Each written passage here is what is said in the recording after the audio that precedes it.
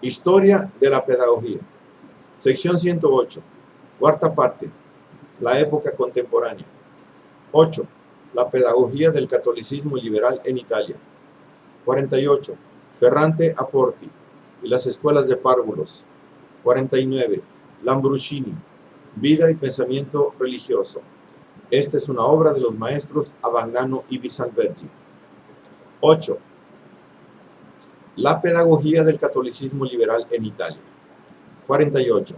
Ferrante a Porti y las escuelas de párvulos. Muchos liberales italianos habían percibido desde la segunda década del siglo la estrecha conexión ideal y práctica que existe entre los ideales nacionales y la educación. Ya nos hemos referido a la difusión de las escuelas de enseñanza mutua, sobre todo en Lombardía y la Toscana. Más adelante nos ocuparemos de las escuelas agrarias. Ahora debemos subrayar el hecho, en apariencia curioso, de que el movimiento educativo de mayor envergadura y éxito en Italia se debió a los liberales y fue el relativo a las escuelas de párvulos, asili infantili o scuole infantili, como se las llamó para no confundirlas con las simples salas de custodia. El promotor de esta benéfica actividad fue el sacerdote Ferrante a Porti, quien nació en 1791 en San Martino dell'Argine, en la región de Mantua. A Porti, siendo director de las escuelas elementales de Crema, fundó ahí, en 1828, la primera escuela infantil de pago. Al poco tiempo abrió otras gratuitas, así en la misma Crema como en otros lugares. A Porti se inspiraba sobre todo en el inglés Wilderspin, pero prefirió callar el origen protestante de su institución, para lo cual escribió en 1833 un manual de educación y adiestramiento para las escuelas infantiles, en el que, antes bien, se esforzaba por enlazar a estas con la tradición educativa o benéfica católica. A pesar de ello, tropezó con no pocas oposiciones ocultas o manifiestas por parte de los gobiernos. En 1839, el gobierno pontificio prohibió las escuelas de párvulos que se habían difundido también por su territorio y contra las cuales el conde Monaldo Leopardi, padre del poeta Giacomo, había escrito un venenoso libelo titulado Las ilusiones de la caridad pública. En 1841, a Porti fue llamado a Turín en calidad de profesor de método. Más tarde fue nombrado superintendente de las escuelas de párvulos y senador. En 1847 publicó Los elementos de la pedagogía. Murió en Turín en 1858. Los asili de a Porti no eran simples salas de custodia para los niños cuyas madres no podían cuidar de ellos, sino auténticas instituciones educativas, donde se impartía no solo una educación moral y religiosa, sino una verdadera educación intelectual, que, por lo común, ocupaba 4 de las 9 horas diarias que permanecían los niños en las escuelas. Se trataba de lecciones de lengua impartidas con método intuitivo o demostrativo, es decir, mostrando objetos o figuras acompañados de lecciones de nomenclatura, así como también más tarde de ejercicios aritméticos muy elementales, coadyuvados a su vez de medios intuitivos. Se llegaba hasta los primeros elementos de la lectura y la escritura. Sin embargo, la mayor parte del tiempo se dedicaba a ejercicios de gimnasia, juegos, cantos y plegarias, o por lo menos esa era la intención del fundador. En realidad, en muchos casos, el método de a Porti se aplicó de modo que la escuela de párvulos se convertía en una pequeña escuela elemental, más bien que en una institución preescolar. Pero la tendencia a dar alguna enseñanza ya desde las escuelas de párvulos tenía una cierta justificación social, por el hecho de que, con frecuencia, en las ciudades y casi siempre en el campo, los niños que los adultos enviaban a la escuela de párvulos, porque dada su tierna edad era difícil cuidarlos y no se podían emplear con provecho, más tarde casi no tenían oportunidad de asistir con regularidad a la escuela primaria. Con ese motivo, la Asociación Pro Asili Infantili, fundada en 1834 en Toscana por Caponi, Matteucci, Meyer y Tomaseo, por iniciativa de Lambruschini, se orientó hacia la fundación de escuelitas rurales que reunieran bajo el mismo techo una sala de párvulos y las primeras clases elementales.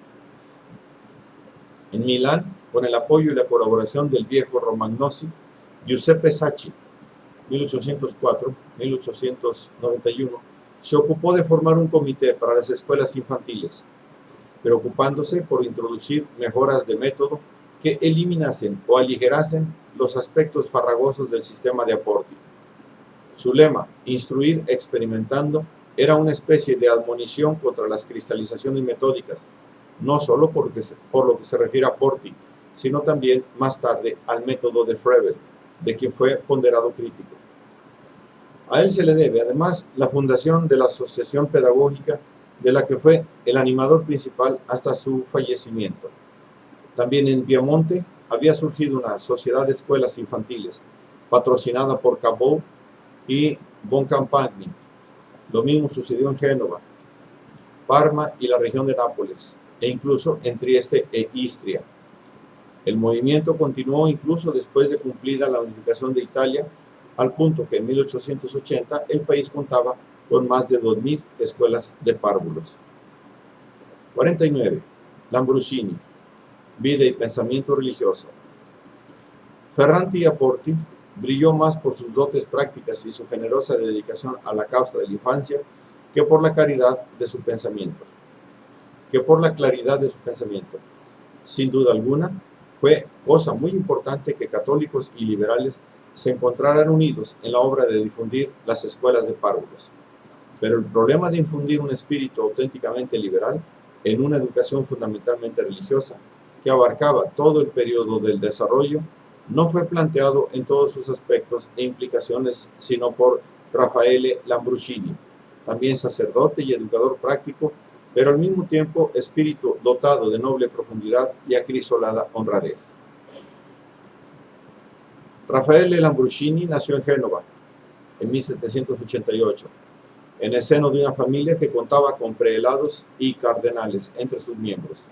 Ordenado sacerdote, dirigió como provicario secreto las diócesis de Orvieto, suprimida por el gobierno napoleónico, y en 1812 fue exiliado en Córcega, donde pudo leer y estudiar varias materias, inclusive ciencias naturales. De vuelta en Italia, cuando la Restauración, y llamado a Roma, renunció muy pronto a la brillante carrera eclesiástica que le prometían los méritos adquiridos, las dotes intelectuales y el apoyo de dos tíos monseñores, y se retiró a una finca de su familia en San Servone, cerca de Figlene, en Valdarno. En la paz de aquel apartamiento se entregó al estudio y a la meditación, pero sin descuidar la administración de sus tierras, para lo cual empezó a tomar en Florencia lecciones de ciencias y de botánica, con la esperanza de mejorar los métodos de cultivo. De tal forma adquirió una pericia agronómica que le valió una invitación de Gianpietro Vieseus, el suizo que con su gabinete científico y literario y la fundación de la antología había infundido modernidad y entusiasmo en la vida cultural florentina, para que se ocupara de un periódico en proyecto aparecido en 1817 con el título de Giornale Agrario Toscano. Al interés de Lambruschini por los problemas de la agricultura y la economía agraria, que lo puso en contacto con los círculos más progresistas y cultos de la Toscana, se añadió muy pronto el interés por la educación.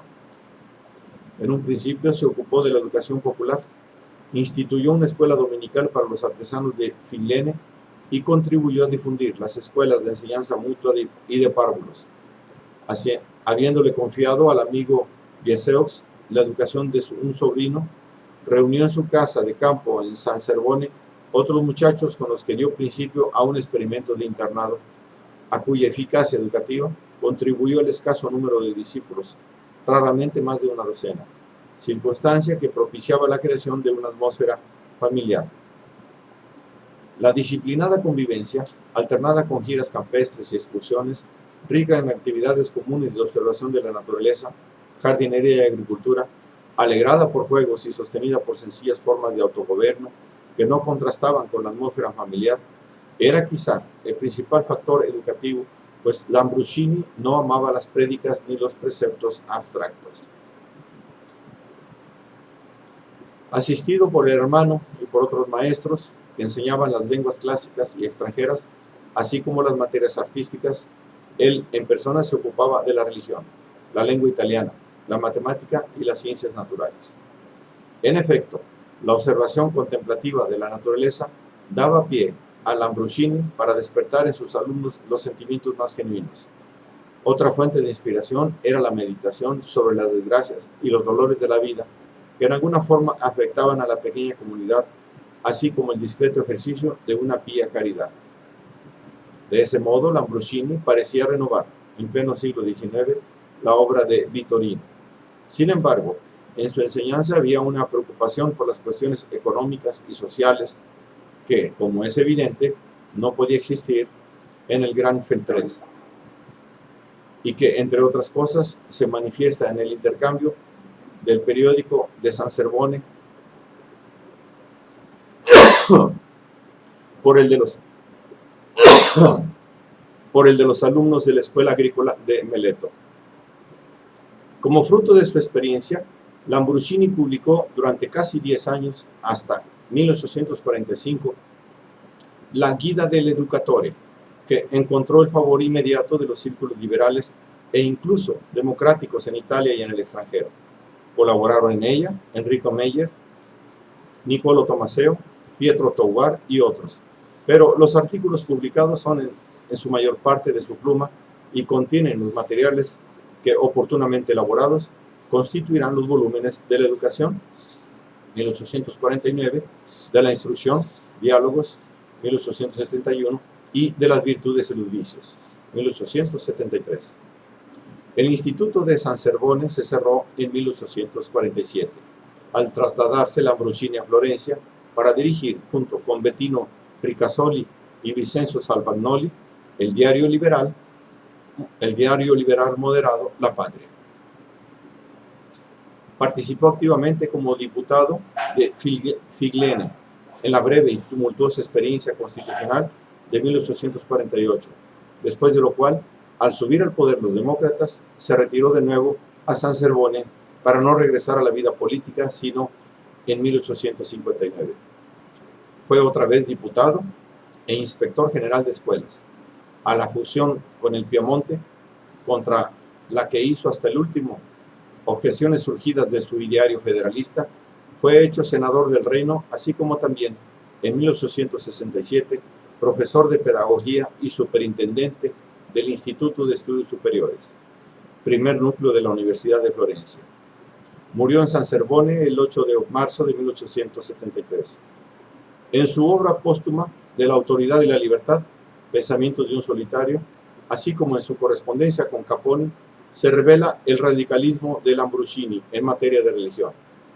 Las fuentes de la convicción religiosa son, en primer término, la conciencia, en segundo, la naturaleza, y solo en tercero, la revelación, cuyo mensaje no se puede aceptar sino en la medida en que concuerda con las voces de la conciencia y de la naturaleza.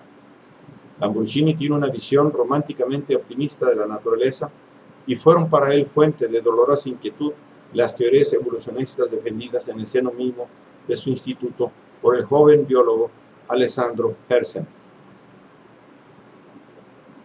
Lambruschini querría una reorganización de la Iglesia en sentido democrático, de modo que incluso en la comunidad de los fieles se realice la conciliación plena de la autoridad con la libertad, sin la cual, por lo demás, ninguno de los dos términos tiene gran significación, puesto que la verdadera libertad es la conciencia que respeta la ley y la autoridad es la ley que respeta a la conciencia.